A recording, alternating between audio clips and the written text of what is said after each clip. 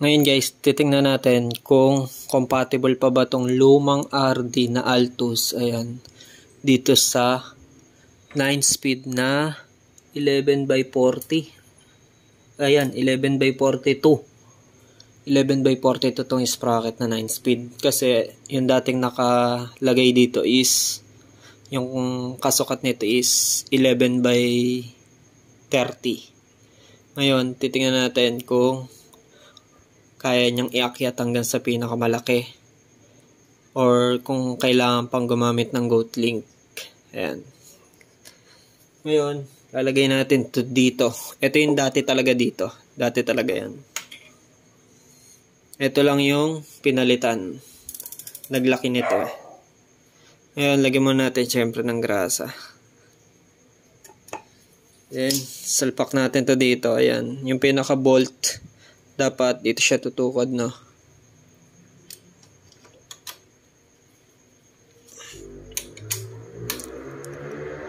Ayan. Tapos, ito yung chain. Ayan.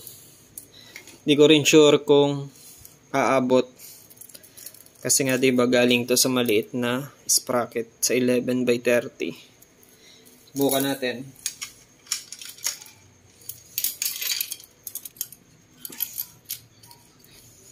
Tapos, ito yung pinaka missing link. Ayan, kabit natin yun dyan. Isa dito. Tapos, lagyan natin. Ayan, okay. Nakuha sa atak.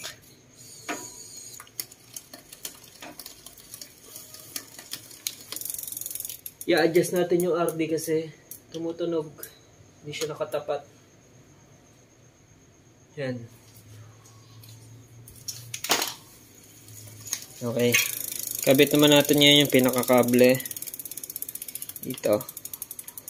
Yan. Malalaman na natin ngayon kung sukat ba yung Shimano Altus na RD dito sa 1142 na sprocket. Yan. Parehas namang 9-speed, nagkatalo lang, malaki lang tong sprocket. Ayan, check na natin. Oops. Maluwag pa yung kable. Adjust uli natin.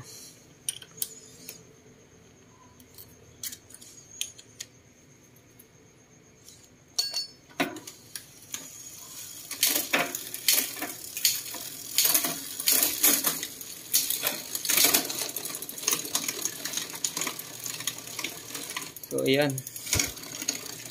Yan ang nangyari. Tumutukod yung roller pulley dito sa pinakamalaki.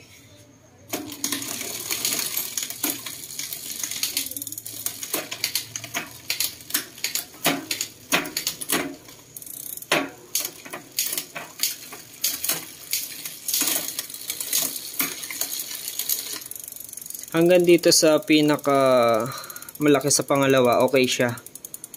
Hanggang 36, okay. Pero yung dati kasi nito, nakalagay siya sa 30. Goods na goods siya doon. Pero ito, kaya naman ng ganyan. Oops, delay.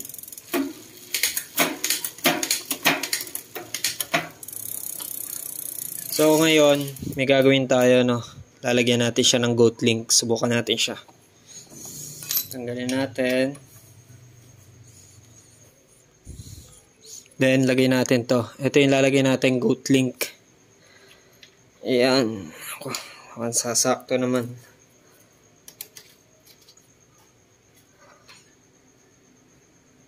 Ayan.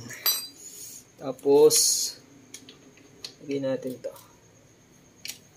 Dito. Ang ginawa ng Goat Link, binaba niya ng konti ito para ma-reach yung pinakamalaking sprocket. Ayan. Testingin uli natin. Ah.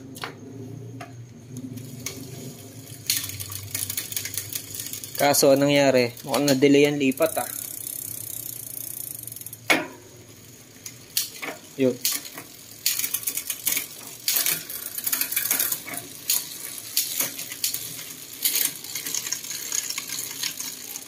Ayun, so kinaya naman niya, no. Ayan, no. May ano pa nga. May awang pa dito, may puwang pa. Kinaya niya. Pero medyo batak ng konti yung kadena, pero okay lang siguro, hindi naman kasi laging gagamitin to.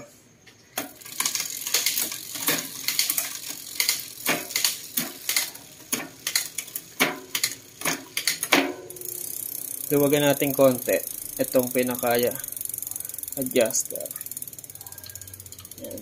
Para medyo mabilis ang akyat.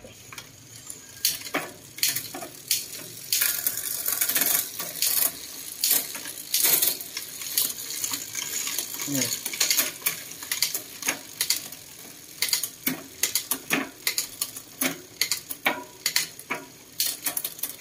Delay pa rin yung pag-akyat. Luwagan pa natin to, itong barrel adjuster.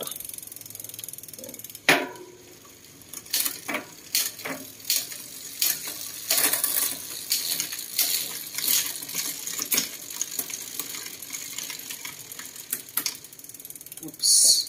Luwagan natin itong low limit screw. Ayan.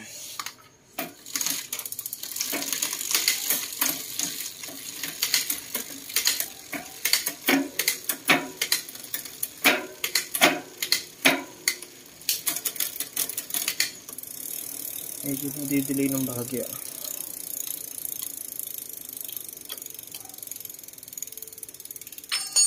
Natin.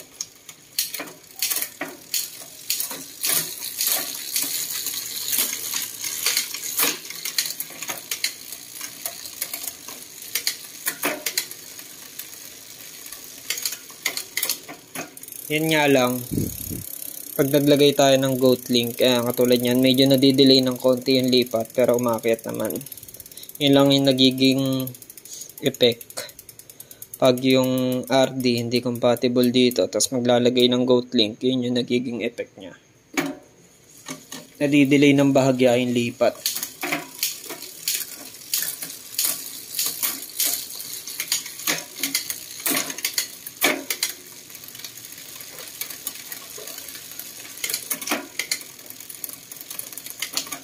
So, delay. Konti.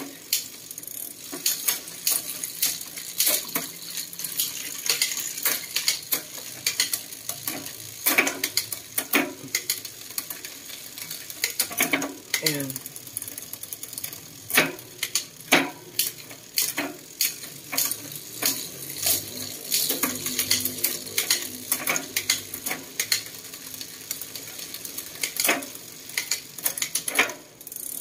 So, yun yung naging cost, no, na delay lang ng konti, no, pero